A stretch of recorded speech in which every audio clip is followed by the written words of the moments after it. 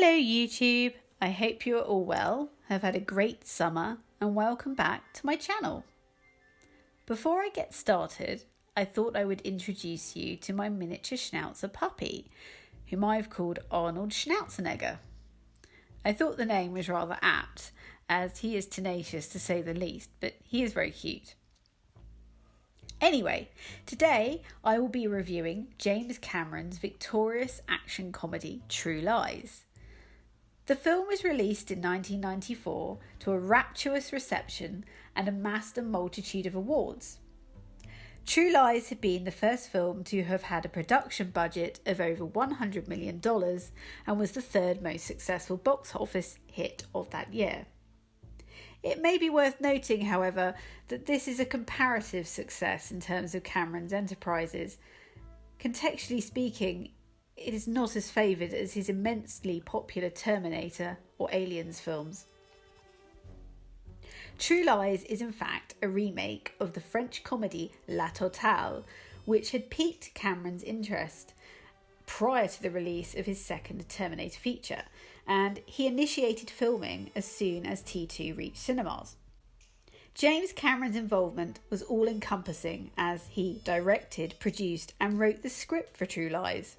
The picture starred the distinguished director's familiar actors such as Arnold Schwarzenegger and Bill Paxton, in addition to Jamie Lee Curtis and Art Malik, all of whom would have contributed to the film's appeal. I hadn't actually seen True Lies before this review, and since it was recommended that I watched it, I duly did. I was intrigued, and having reviewed some of James Cameron's other films, I thought it was worth a look. It certainly was, as I really liked it. So, without further ado, I shall get started with my review.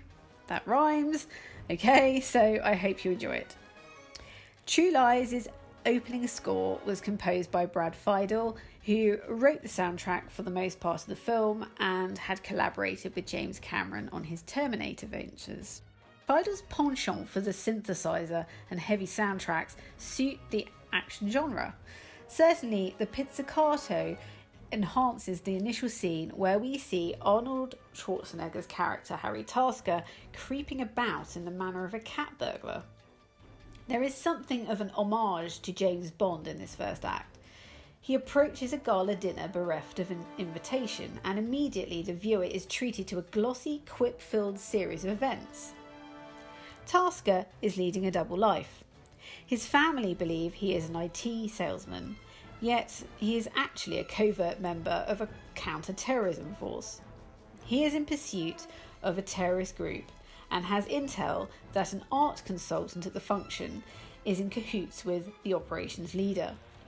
Harry's wife Helen, played by Jamie Lee Curtis, has arranged to celebrate his birthday, but since he was out hounding a terrorist at the same time, Tasker had failed to make an appearance. In a bid to apologise for his absence, Harry arrives at Helen's office to take her out for lunch.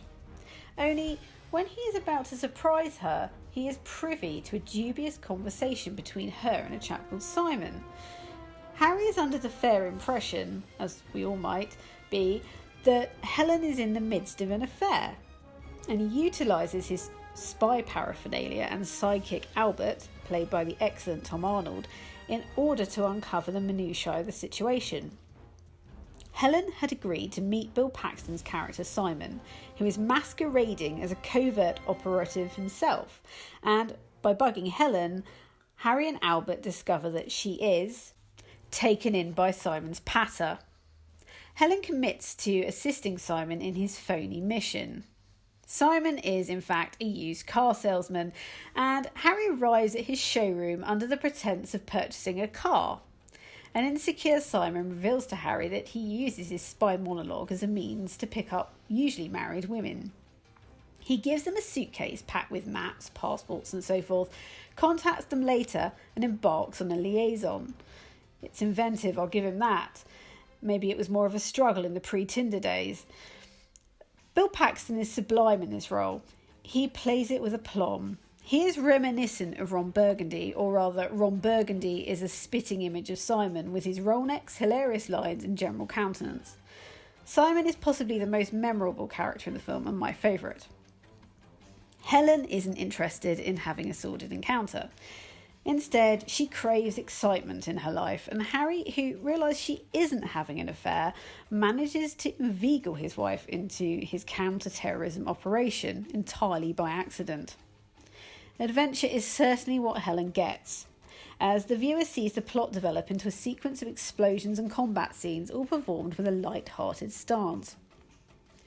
The film is brought to a close in a satisfying way, and as with James Cameron's pictures, one gets a lengthy cinematic experience. As with all my reviews, I shan't reveal the ending, but I would definitely recommend this.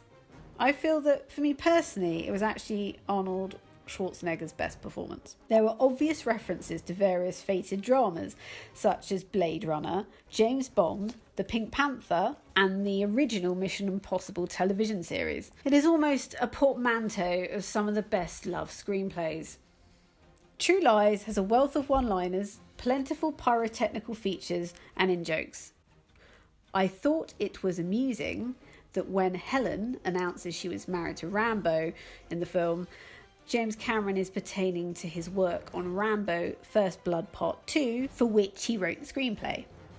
So, in short, True Lies offers something for most, and it should be taken in the nature it was intended, as an amusing, glamorous action feature. I shall put links to my Terminator and Aliens reviews down below if you want to look at those, and I will be back soon with another one. Please let me know if you like True Lies, what your thoughts of it were, and if you enjoyed my commentary, please give it a thumbs up and subscribe to my channel. Thanks for watching as always, and bye for now.